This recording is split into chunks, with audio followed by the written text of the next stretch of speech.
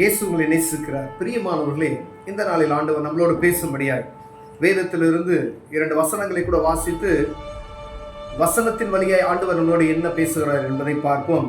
அது கொலோசையர் 3வது அதிகாரம் 6வது வசனம் 7வது வசனம் இப்படியாக சொல்லுகிறது: இவைகளின் பொருட்டே கீழ்ப்படியாமின் பிள்ளைகள் மேல் தேவ கோபாக்கினை வரும்.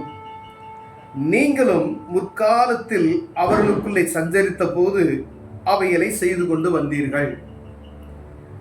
ஆண்டவர் இந்த இடத்துல கீழ்ப்படியாமையின் பிள்ளைகள் அப்படின்னு சொல்றாரு. அப்ப கீழ்ப்படிந்த பிள்ளைகள் ஒரு பாருங்க, நீங்கள் முற்காலத்திலே கீழ்ப்படுகிறதுக்கு முன்னாடி இயேசுவை விசுவாசிப்பதற்கு முன்பதாய் நீங்களும் அப்படித்தான் இருந்தீர்களே. ஆனா இப்ப நீங்க எப்படி இருக்கிறீங்க? ஆனால் வேதத்தில் ஆண்டவர் தெளிவாக சொல்ற, முற்காலத்திலே நீங்க ரட்சிக்கப்படுவதற்கு முன்பதாய் ஆண்டவர் சொல்றார். என்னன்னு கேட்டீங்கன்னா, ஆகையால் 5வது வசனம், விபச்சாரம், அசுத்தம், மோகம், துர் இச்சை, விக்கிரக ஆராதனையான பொருளாசை ஆகிய இவைகளை பூமியிலே உண்டு பண்ணுகிற உங்கள் அவயங்களை அழித்து போடுங்கள். விக்கிரங்கள், அதாவது விக்கிர ஆராதனையான பொருளாசை. நம்ம நினைக்க பாருங்களேன், அநேக நேரத்தில் பொருளாசையை நம்ம ஒரு காரியமே பொருளாசை அப்படின்னு சொன்னால், அடுத்தவங்க ஒரு கார் வச்சுருக்காங்கன்னா நம்ம கார் வாங்கணும். வேலை தகுதிக்கு மேலே இல்லை, ஒரு கார் வச்சுக்கிறது தப்பு இல்லை. பொருளாசை என்பது ஒரு கார் இருக்க இடத்துல 3 கார் வேஸ்ட்டாக வந்து நிற்கிது பார்த்தீங்களா, கடனோட. அது தேவையில்லை. பெரிய கம்பெனி வச்சுருக்காங்க, அவங்களுக்கு 10 கார் இருக்குது, 5 கார், அது இல்லை. ஒரு மிடில் கிளாஸ் ஃபேமிலியில் இருக்கக்கூடியவங்களுக்கு ஒரு கார் இருந்துச்சு அப்படின்னு சொன்னால், 100 காரை கொண்டு வந்து வேஸ்ட்டாக நிறுத்தி அதுக்கு ஃபைனான்ஸ் கட்டுற நிலைமையில் இருந்துச்சு அப்படின்னா அது பொருளாசை. யாருக்காண்டி நம்ம பெருமைக்கு வாங்கி வைக்கிறோம், அது பொருளாசை ஆகிய விக்கிரக ஆராதனை அப்படின்னு சொல்லிட்டு பாருங்க. அப்போ பாருங்க எவ்வளவு காரியங்களை ஆண்டவர் இதெல்லாம் எப்போ நம்ம செஞ்சோம் அப்படின்னா, ரட்சிக்கப்படுவதற்கு நீங்கள் முன்னாடி இந்த காரியத்தை நீங்களும் செஞ்சீங்க அப்படின்றாங்க. அப்போ கீழ்ப்படியாமல் இருக்கிறவங்க இந்த காரியத்தை செய்கிறாங்க என்று வேதம் சொல்லுகிறது. அவங்களுக்குள்ள என்ன காணப்படுகிறதுனா, விபச்சாரம் இருக்கு, அசுத்தம் இருக்கு, மோகம் இருக்கு, துர் இச்சை இருக்கு, விக்கிரக ஆராதனையான பொருளாசையும் இருக்கு. அப்படியானா ரட்சிக்கப்பட்டதுக்கு பின்பதாய் இந்த காரியங்கள் நமக்குள் இருக்கிறதா என்று பார்க்கும்படி ஆண்டவர் உங்களோடு என்னோட பேசுகிறார். பிரியமானவர்களே, முற்காலத்திலே நீங்கள் செய்த இந்த காரியங்கள் விசுவாசித்ததுக்கு பின்பதாய், இயேசுவை சொந்த இரட்சகராய் நீங்க ஏற்றுக்கொண்டீங்க. ஏற்றுக்கொண்டதுக்கு பின்பதாய் நான் கிறிஸ்தவன் என்று நீங்க சொல்லிட்டீங்க அப்படின்னா, அதை கிறிஸ்தவர்கள் எல்லாருமே, அநேக கிறிஸ்தவர்கள் இருக்கிறார்கள், கிறிஸ்துவின் இரத்தத்தினாலே கழுவப்பட்டு மீட்கப்பட்டவர்கள். அவங்க ஒரு இது இருக்காங்க. ஏன்னா இப்ப இயேசு கிறிஸ்து என்னுடைய பாவத்துக்கு என்ன செய்யறாரு? சிலுவையில் அடிக்கப்பட்டார். அவருடைய இரத்தம் என்னுடைய பாவங்களை நீக்கி சுத்திகரித்திருக்கு.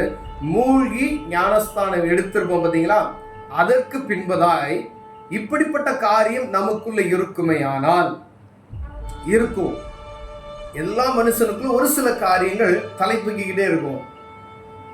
அந்த காரியம் நமக்குள் வரும்பொழுது ஆண்டவர் நமக்கு தெரியப்படுத்துவார். இது ஆண்டவருக்கு விருப்பம் இல்லாத காரியம். முன்னாடி இருந்த யாராவது சொல்லுவாங்க பார்த்தீங்களா, இதெல்லாம் ஏன் ஜெபம் பண்ற அப்படின்னு சொல்லுவாங்க டக்குன்னு. ஏன் அப்படின்னா, நீ ஜெபம் பண்ணி செய்கிறவர், நீ விசுவாசிக்கிறவன், நீ ஆலயத்துக்கு போகிறவன், சபைக்கு போகிறவன், நீ இப்படிதான் இருக்குன்னு சொல்லி உலகம் உங்களை எதிர்பார்க்கிறது பார்த்தீங்களா? அப்ப சாதாரண ஒரு மனிதனுக்குள்ள ஒரு எதிர்பார்ப்பு இருக்கிறது, ஜெபிக்கிறவங்க இப்படிதான் இருக்கணும் அப்படின்னு. அப்ப ஆண்டவர் உங்கள் மீதும் என் மீதும் எவ்வளவு நம்பிக்கை வைத்திருக்கிறார், எப்படி அவர் எதிர்பார்ப்பார்? ஒரு மனிதன், நமக்கு ஈக்குவலா இருக்கக்கூடிய ஒரு மனிதன், இவங்க ஜெபம் பண்றவங்க இவங்க பரிசுத்தமா இருக்கணும்ல அப்படின்னு சொல்லி ஒரு தகுதியை அவங்களை நமக்கு ஏற்படுத்துறார்கள். இவங்க இப்படி செய்யலாமா அப்படின்னு சொல்லுவாங்க. அப்ப வானத்தையும் பூமியை படைத்த தேவன் அவரை போல நம்மை உருவாக்கி, அவரை போல பரிசுத்தமாய் வாழ வேண்டும் என்று அவருடைய இரத்தத்தினாலே கழுவி மீட்டுக் கொண்ட நாம் எப்படி இருக்கணும்னு சொல்லி அவர் வர்ணித்து வைத்திருக்கிறார். பிரியமானவர்களே, இப்படிப்பட்டதான காரியங்கள் வேதத்தில் சொல்லப்பட்ட இந்த வார்த்தைகளை பார்த்தீங்கன்னா எல்லாம் அருவருப்பான காரியங்கள் போல தோன்றுகிறது. இந்த கேட்கிற விபச்சாரம், அசுத்தம், மோகம், துர் இச்சை, விக்கிரக ஆராதனையான பொருளாசை.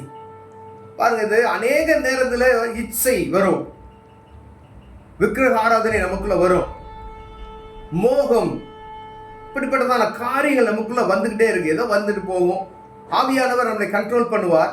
ஆனா இந்த காரியத்தை வளர விடாதபடி நம்ம தடுக்கிறோமா, அப்படி வர காரியத்தை மேற்கொள்ளுவதற்கு தேவ பலன் நமக்குள்ள இருக்கிறதா அப்படி என்று ஒவ்வொரு நாளும் பார்க்கும்படி ஆண்டவர் உங்களோடும் என்னோடு பேசுகிறார் பிரியமான. ஒருவேளை கர்த்தருடைய பிள்ளைகள் ரட்சிப்பின் அனுபவத்தை பெற்றுக்கொண்டவர்கள் இப்படிப்பட்டதான காரியம் எனக்குள்ளேயோ உங்களுக்குள்ளேயோ இருக்குமேயானால் தேவ சமூகத்துக்கு போய் ஆண்டவரே இப்படிப்பட்டதான காரியம் எனக்குள்ள இருக்கிறதை விட்டு விலகுவதற்கு என் தேவன் எனக்கு கிருபை செய்யும் என்று சொல்லி ஜெபிப்போமாயானால் ஆண்டவர் இந்த காரியத்தை விட்டு என்ன செய்வார்?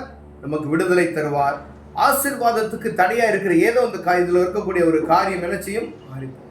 அப்ப ஆசீர்வாதத்துக்கு தடையா இருக்கிற காரியம் பாருங்களேன், ஆண்டவர் ஆசீர்வதிக்கணும்னா அவருடைய பிள்ளைகளை ஆசீர்வதிக்கணும் அப்படின்னா இப்படிதான் கட்டுப்பாடு இருக்கிறது.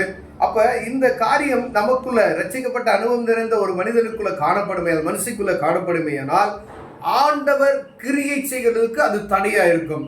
துர் இச்சை நமக்குள்ள இருக்குதான்னு பார்க்கணும். சில காரியங்கள் இருக்காது, இதெல்லாம் பெரிய பாவம் அப்படின்னு சொல்லுவோம். ஆனா சின்ன சின்ன காரியம் நம்மள அறியாம என்ன செஞ்சிடும் பார்த்தீங்கன்னா உள்ள வந்துடும் பிரியமானவர்களே. ஆனா ஒவ்வொரு நாளும் தேவ சமூகத்துக்கு நம்ம போகும்போது நம்மளை ஆராய்ந்து பார்க்கணும்னு சொல்லி ஆண்டவர் விரும்புகிறார். இந்த புதிய வருடத்துக்கு நம்ம அணையெடுத்து வைத்திருக்கிறோம். ஒவ்வொரு நாளும் ஆண்டவர் சமூகத்துல இன்னைக்கு நான் எப்படி வாழ்ந்திருக்கிறேன், இன்னைக்கு வாழ்க்கையை எப்படி கழித்து இருக்கிறேன், 24 மணி நேரத்துல ஆண்டவர் கொடுத்த இந்த நேரத்தை நான் எப்படி செலவு பண்ணேன்னு சொல்லி ஒவ்வொரு நாளும் இரவும் தேவ சமூகத்துக்கு போகும்போது பாவ மன்னிப்பின் நிச்சயத்தை ஒவ்வொரு நாளும் நீங்க பெற்றுக்கொள்ளணும். என்னாவது நம்ம குற்றம் பண்ணி இருக்கிறோமா என்பதை பார்த்து தேவ சமூகத்தில் நீங்க முறையிடுவீர்களானால் ஆண்டவர் மன்னித்து ஆசீர்வாதத்தை இந்த ஆண்டு பெருக செய்வார். பிரியமானவர்களே, கண்களை மூடுவோம், ஜெபம் செய்வோம். அன்பின் தகப்பனே, இந்த அருமையான நாளுக்காய் ஸ்தோத்திர ஆண்டவரே. அப்பா, கர்த்தர் விரும்புகிற பரிசுத்தம் ஆண்டவரே, முற்காலத்தில் எங்களுக்குள்ள காணப்பட்ட இப்படிப்பட்டதான காரியங்கள் இப்பொழுது எங்களுக்குள் இருக்கிறது ஆண்டவரே. ஒரு சில காரியங்கள் எங்களை அறியாமையே மேல் வருகிறது ஐயா, அதெல்லாம் மாற்றி போடுங்க, பலன் தாங்க. அனுதினம் உங்க சமூகத்துல நாங்கள் ஆராய்ந்து பார்க்க உதவி செய்யுங்க. இயேசுவின் நாமத்தில் பிதாவே, ஆமென், ஆமென்.